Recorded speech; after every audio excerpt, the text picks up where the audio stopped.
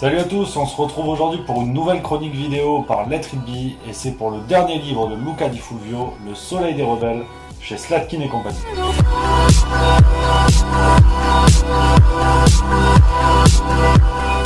C'est donc le grand retour de Luca Di Fulvio qui revient après Le Gang des Rêves qui a été un incroyable succès en Allemagne, en France, en Italie, d'abord paru chez Slatkin et compagnie et ensuite chez Pocket. Après aussi le succès des Enfants de Venise, qui a été le deuxième livre qui a permis de faire connaître Luca Di Fulvio en France. C'est donc le troisième que l'auteur italien fait paraître en France chez Slatkin. Alors on va casser des espoirs tout de suite. Je te vois là toi un peu trembler parce que tu t'attends à ça. Il ne s'agit pas d'une trilogie. Malheureusement, on a cherché, on a mis toute l'équipe sur le coup, mais aucun lien entre Le Gang des Rêves, Les Enfants de Venise et ce nouveau Soleil des Rebelles.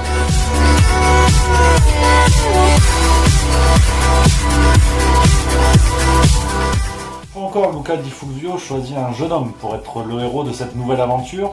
Cette fois, on est aux côtés du jeune Marcus, qui s'apprête à être prince d'un royaume constitué du côté de l'Allemagne, de la Suisse, dans ce coin-là de l'Europe. Et manque de bol, du jour au lendemain, une invasion barbare, très barbare, qu'on voit dès les premières pages, va un peu renverser le trône. Ce qui va faire que Marcus va voir son destin être complètement chamboulé. Il va être recueilli par une famille de gueux, lui qui était le symbole même de la royauté dans son pays. Et c'est à partir de ça, de ce changement de vie, de ce changement de cap, que va démarrer cette nouvelle aventure proposée par Luca.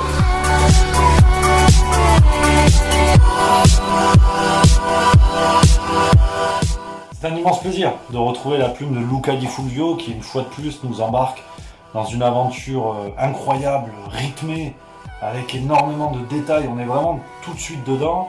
Beaucoup, je pense, auront pensé à ceux qui l'ont lu, donc toi tu l'as pas lu, je parle pas à toi. Beaucoup ont pensé peut-être à Game of Thrones, certaines scènes où il y a cette ambiance-là, un peu moyenâgeuse, un peu viking. Il y a une ambiance particulière, manque plus que les dragons, mais en tout cas, on n'en est pas loin. Et c'est un plaisir une fois de plus, peut-être un cran en dessous de ce qu'on avait vécu avec Le Gang des Rêves, qui était vraiment fabuleux, et qui reste une des grandes dernières lectures du côté de Let It Be. Mais en tout cas, vraiment, n'hésitez pas. Si vous cherchez une aventure, un petit pavé quand même, mais si vous cherchez une aventure prenante, passionnante, là, pour les jours à venir, pour les mois à venir, demain, maintenant, c'est Le Soleil des Rebelles chez Slatkin.